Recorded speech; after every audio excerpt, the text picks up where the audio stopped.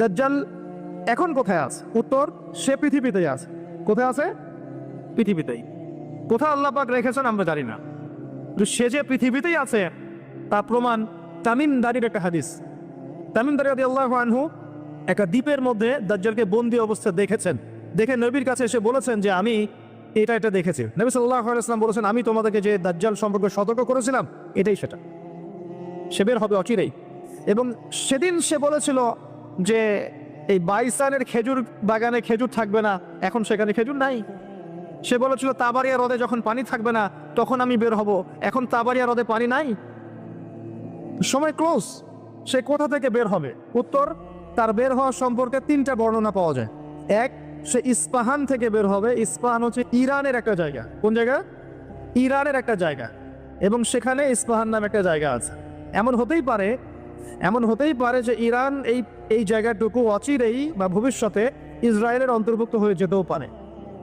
কেন? 1974 সালে Arab Israel যুদ্ধের সময় কি সিরিয়ার ওই যে আপনার গোলান মালভূমি, মিশরের সিনাই উপত্যকা, এগুলো কি ইসরায়েলের অন্তর্ভুক্ত ছিল? পড়াশোনা করেছেন কিছু?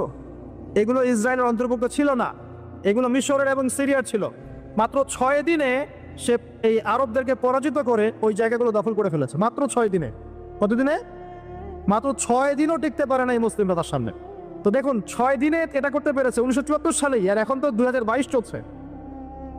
তো ইস্পাহানের ওই জায়গা যে ওর অন্তর্ভুক্ত হয়ে যাবে না, কে গ্যারান্টি দিবে? হতেও পারে। আর আপনারা ইরান ইসরায়েলের সম্পর্ক দাকুরাল দেখেন না? দাকুরাল সম্পর্ক কে জানে? আচ্ছা, আরেকটা বর্ণনা এসেছে সে বের হবে খোরাসান থেকে। খোরাসান মূলত এই জায়গাটুকুর মধ্যেই পড়ে যায়। আরেকটা হাদিসের মধ্যে আছে শাম এবং ইরাক, ইরাক এবং শাম। শাম মানে যে প্যালেস্টাইন, লেবানন, জর্ডান, এই পুরো জায়গাটার শাম। এই অংশটুকুর মধ্য থেকে, এর মাঝখানে একটা রাস্তা থেকে দাজ্জাল মানুষের রূপে আত্মপ্রকাশ করে। তো দেখুন, সে পৃথিবীতে আসবে, 40 দিন শাসন করবে। এই 3টা জায়গার কথা এসেছে, এই 3টা জায়গার মধ্য থেকে সে বের হবে। কিভাবে হবে আল্লাহ ভালো জানেন। এবং সেটা হবে মানুষের রূপে। কার রূপে? মানুষের রূপে। সে কি হবে? সে একজন ইহুদি যুবক হবে। কি হবে? সে কোনো খ্রিস্টান হবে না, বুদ্ধিস্ট হবে না, মুসলিম হবে না, সে অন্য কোনো রিলিজন ফলো করবে না। সে একজন ইহুদি যুবক হবে, যার চুলগুলো হবে কার্লি, মানে কোকরান। কি হবে? চুলগুলো কোকরান। তার ফিজিক্যাল স্ট্রাকচার খুব শক্ত হবে, মানে স্ট্রংলি বিল্ড, খুব শক্তিশালী। এখন নবীজি বলছেন সে কাদেরকে নিয়ে বিশ্ব শাসন করবে? উত্তর, সে জিউসদেরকে নিয়ে বিশ্ব শাসন করবে। কাদেরকে নিয়ে? জিউস কারা? জিউস মানে শুধু ইহুদিরা নয়, এটা একটা ভুল ধারণা। ইহুদিদের মধ্যে এমন অনেক অর্থোডক্স ইহুদি আছে যারা প্যালেস্টাইনিদের অধিকারের পক্ষে কথা বলে, এমনও কিছু ইহুদি আছে। তাই সব ইহুদিকে আপনি খারাপ বলতে পারবেন না, কথা বুঝতে পারছেন? কিন্তু তাদের মধ্যে একটা দল আছে যাদেরকে আমরা বলি জায়োনিস্ট। তারা পশ্চিমাদের সাথে অ্যালায়েন্স করে সারা বিশ্বটাকে শাসন করছে আর কি।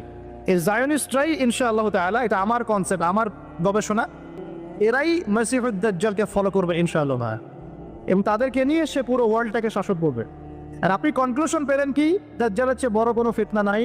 সে মানুষের রূপে এখনো বের হয় নাই, কিন্তু পৃথিবীতে আছে, বের হবে। কোন কোন জায়গা থেকে তাও বলে দিলাম। পৃথিবীতে এসে সে কি করবে? এই ম্যাসাকার করবে, এবং সে তার অনুসারীদেরকে জান্নাত দিবে, যারা ফলো করবে না ওদেরকে ধ্বংস করে ফেলবে। এবং সে কাদেরকে নিয়ে শাসন করবে এটাও আপনাকে দেখিয়ে দিলাম। এখন আসেন, সে যাদেরকে নিয়ে ওয়ার্ল্ডটাকে শাসন করবে তাদের দিকে একটু তাকিয়ে দেখি। আজকে থেকে 100 বছর আগে এই জায়নিস্ট বা জায়নিজমের সাথে যারা জড়িত, ইহুদিদের কি কোনো থাকার জায়গা ছিল? তারা কি প্যালেস্টাইনে ছিল? তাদের কি পরনে পোশাক ছিল? তারা কি সেখান থেকে প্যালেস্টাইনিদেরকে বহিষ্কার করতে পেরেছিল? 100 বছর না, আমি আপনাকে 2000 বছরের কথা বলছি। কত বছর? 2000 বছর পর্যন্ত তারা সেখানে প্রবেশ করতে পারে নাই।